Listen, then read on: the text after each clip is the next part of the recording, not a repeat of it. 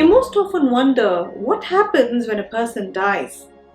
There is no solid proof to show what happens to the soul, where does it go, or what does it do. Oh yes, we will certainly find a lot of articles, videos and pictures regarding this on the internet. But what is true and what is not? People always talk about karma, but what is karma? We are constantly reminded to do good, otherwise there will be payback, maybe in this life or maybe the next. Death of a person happens in many stages and not just one, where his heart stops beating or he stops breathing. There is an entire process that takes place before a person is considered fully dead. Sadhguru, who is very well known across the globe, says there are 5 basic body functions, which are prana, samana, udhana, vyana and apana, and these have different functions. Prana is related to breath, which means the respiratory function. If prana diminishes, so will the ability to breathe. Samana is related to heat or body temperature of a person. And if samana goes down, the body will become very cold and stiff. If apana recedes, that means the person won't have any sensory activity. There are many cases where a person who's already declared dead suddenly moves. This is because the apana vayu in his body isn't still fully depleted. When udhana goes away, the lightness of the body goes away too. Udhana is responsible for making the weight of the body become less available to gravity, which in a way makes the body feel lighter. It simply means that a body of a deceased person is way heavier than it was when he was alive.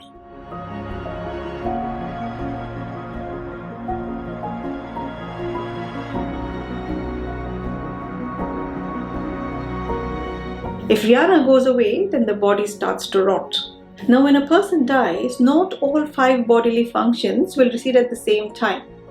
The process might take anywhere from few hours to 14 days. This is one of the reasons in some cultures the rituals are kept running for 14 days. According to Sadhguru, it is important to get rid of all the belongings of the deceased, as it would still have traces of his DNA. The soul would get confused whether he should move on to the other side or if he still belongs in the human world because of his DNA that's left behind. So what happens to the soul when all the bodily functions shut down and the person is fully dead?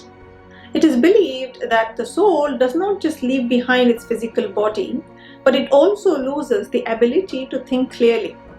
So whichever mood he was in at the time of death, that gets carried on and it keeps increasing and getting intense. Let's say if a person was happy and content at the time of death. This means he'll be a lot more happier on the other side. But if a person dies when he's sad or angry, he carries that mood on and it increases 1,000,000-fold, leaving the soul in a state of distress. This is simply because the soul has lost the ability to think clearly. So in the afterlife, if a soul is extremely happy and is in a state of bliss, it is considered that the soul is in heaven. And it's exactly the opposite for the soul which is angry or unhappy. This hell and heaven are not apparently geographical locations.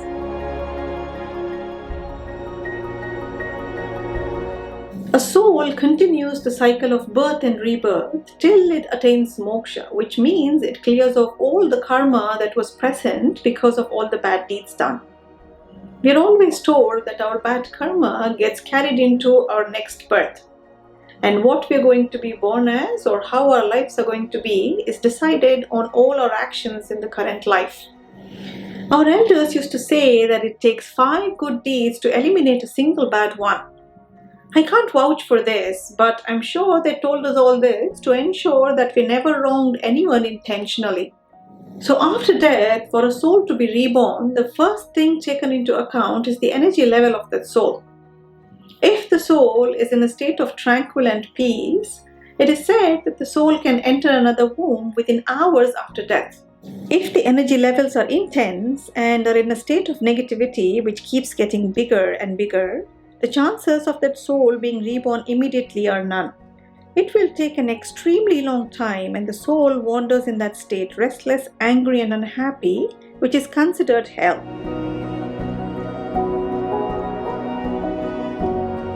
Moksha simply means salvation. If one attains moksha, he or she is said to be free of the eternal cycle of birth and rebirth. Like I said before, our actions like being kind to others, helping others, and not doing anything that causes harm and distress to others can help us attain moksha. If your good deeds outweigh your bad ones, your soul can be liberated from birth cycle. So what happens to the soul after it attains moksha? It is believed that it becomes one of the 5 elements, which is fire, water, air, earth, or space.